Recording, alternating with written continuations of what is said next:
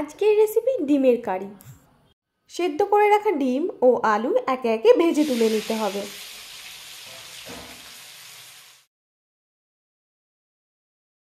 তারপর কড়াইয়ে পেঁয়াজ কুচি দিয়ে একটু নুন দিয়ে দিতে হবে যাতে পেঁয়াজগুলো গলে যায়।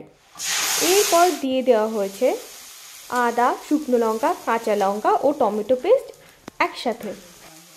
এগুলোকে সব একসাথে ভালো করে কষিয়ে দিয়ে দিতে হবে ভাজা জিরে গুঁড়ো।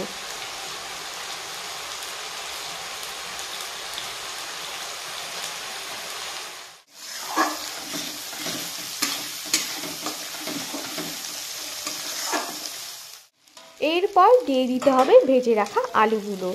আবারও মশলাগুলোর সাথে আলুগুলোকে কষিয়ে নিতে হবে। দিয়ে দিতে হবে সামান্য হলুদ,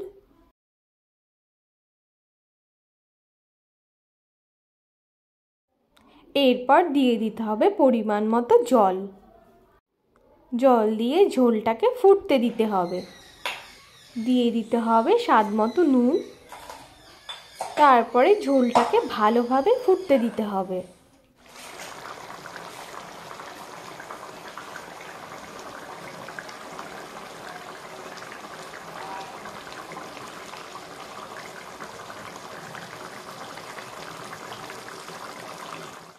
ঝোল ফুটে এসেছে, দিয়ে দিতে হবে ভেজে রাখা ডিমগুলো।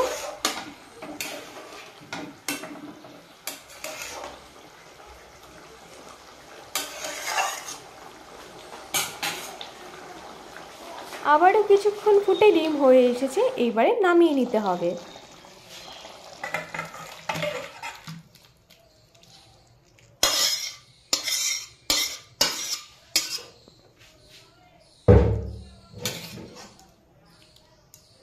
ভালো লাগলে আমার চ্যানেলটি সাবস্ক্রাইব করুন।